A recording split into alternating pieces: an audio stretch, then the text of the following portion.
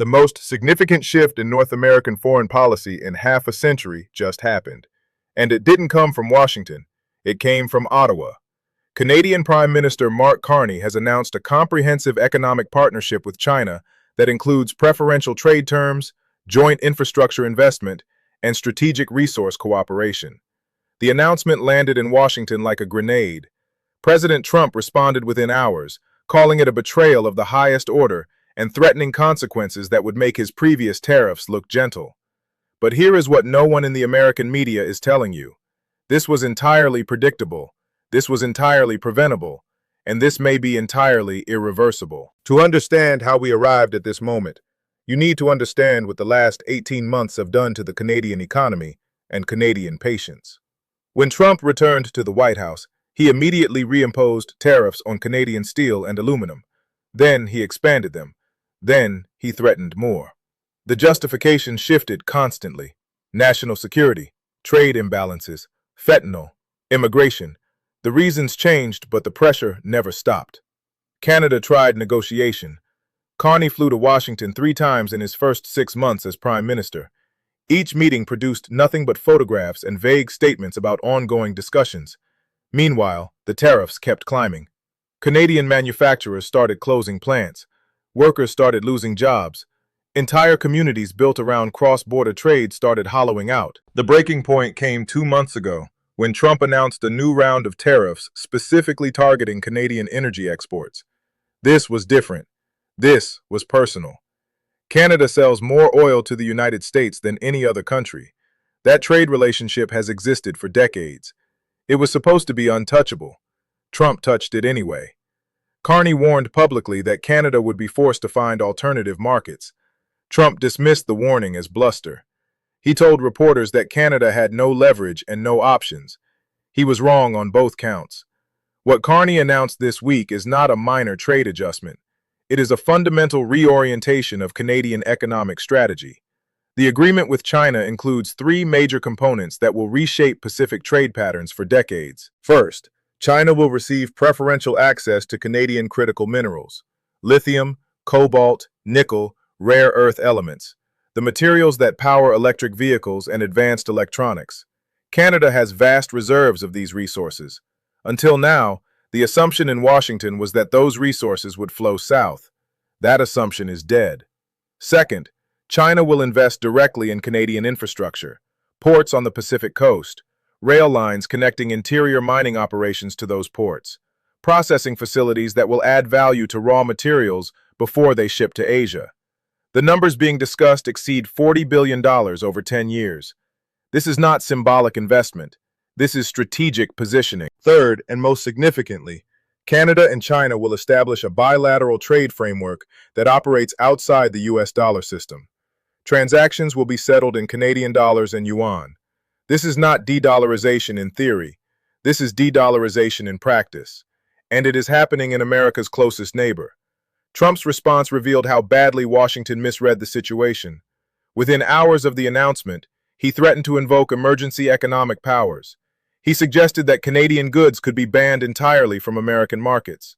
He floated the idea of sanctions on Canadian banks that participate in yuan-denominated trade.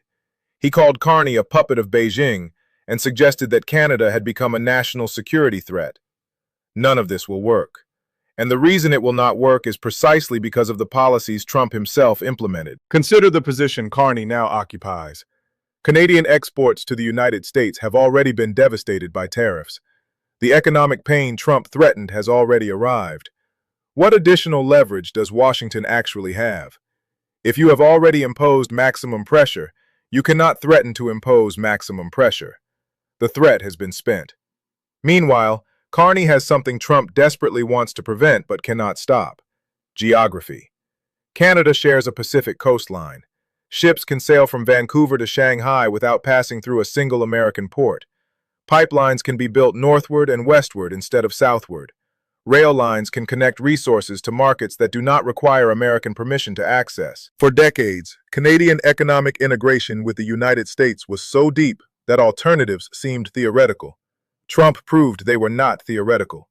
He proved that depending on American market access was a vulnerability. He proved that Washington would weaponize that vulnerability without hesitation, and now Canada is acting on that lesson. The Chinese response to the agreement has been carefully calibrated to maximize American discomfort. Beijing released a statement welcoming Canada into what it called a new framework for respectful economic partnership among sovereign nations. The language was deliberate. Every word was chosen to contrast with how Washington has treated Ottawa. Chinese state media has been running extensive coverage of Canadian workers who lost jobs due to American tariffs. They are telling a story about a neighbor betrayed by a bully, and they are offering themselves as the alternative, as the partner who keeps commitments, as the market that remains open. This narrative is effective because it contains enough truth to resonate. The United States did impose punishing tariffs on its closest ally. Washington did ignore Canadian concerns. American officials did dismiss Canadian warnings as empty threats. Beijing is not inventing a grievance. Beijing is exploiting a grievance that Washington created. The implications extend far beyond North American trade. Other American allies are watching what happened to Canada. They are drawing conclusions. Australia has faced similar pressure from Washington over defense commitments and economic policy. Japan has been pushed to increase military spending and reduce economic ties with China. European nations have been lectured about energy dependence and trade balances. In each case, the message from Washington has been the same: align with American priorities or face consequences. Canada just demonstrated that consequences can flow in both directions. Canada just proved that middle powers have options when great powers overreach, and every foreign ministry in the world is updating their strategic calculations accordingly. The economic impact on the United States will not be immediate, but it will be significant. Canadian critical minerals were supposed to supply American electric vehicle production. Those supply chains are now in question. Canadian energy was supposed to provide a stable alternative to Middle Eastern oil. That stability is now conditional. Canadian manufacturing was integrated into American production networks at thousands of points. Each of those connections now carries political risk that did not exist before. American companies are already expressing concern privately. They built supply chains assuming continental integration would continue indefinitely. They made investments based on access to Canadian resources and Canadian markets.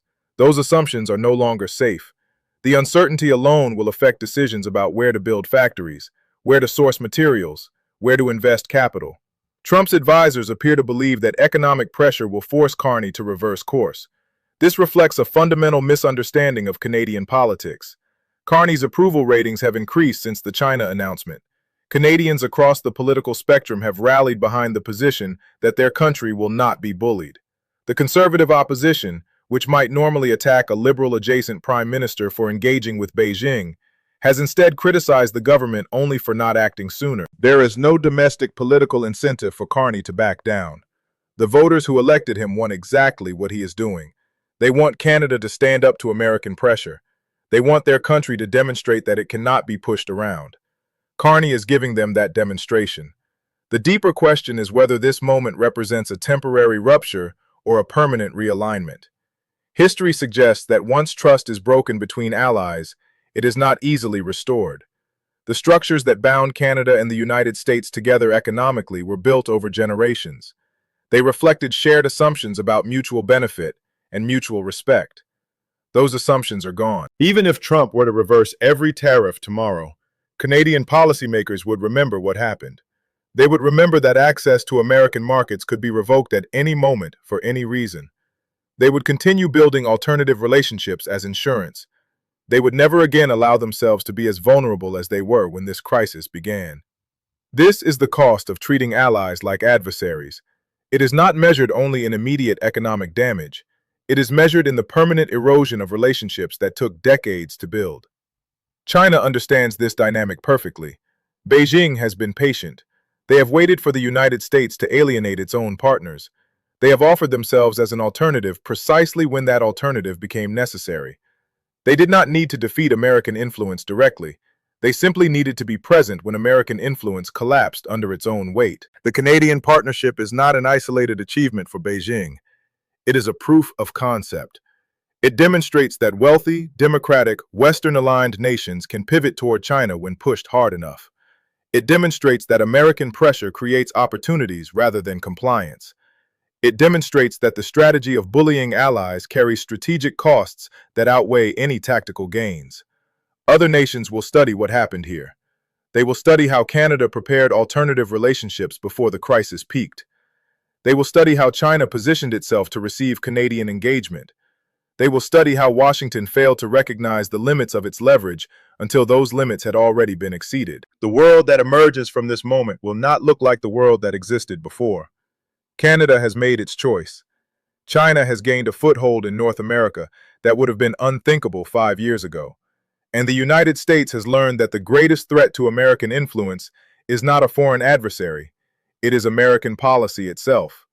The question now is whether Washington can adapt to this new reality, or whether the same instincts that created this crisis will make it worse. Based on the response so far, adaptation seems unlikely. The threats are escalating, the rhetoric is hardening, and every escalation pushes Canada further toward the partnership it just announced. This is what happens when strength becomes the only tool and allies become the only target. The architecture of American power in North America is cracking, and the hands doing the damage belong to the same people who claim to be making America great again.